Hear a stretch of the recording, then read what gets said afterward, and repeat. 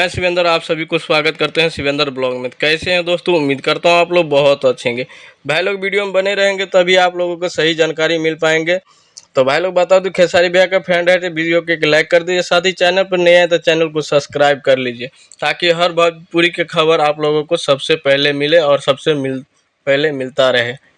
तो भाई लोग, आप लोग खेसारी भैया के फ्रेंड है तो भाई लोग बता दूं कि एक गाना है आज, काफ़ी गजब का था, माल के मोबाइल पे। तो उसमें खेसारी भैया और श्वेता मेहरा ने साथ दिए हैं। काफ़ी गजब का लुक था और काफ़ी बड़े लेवल का वीडियो था।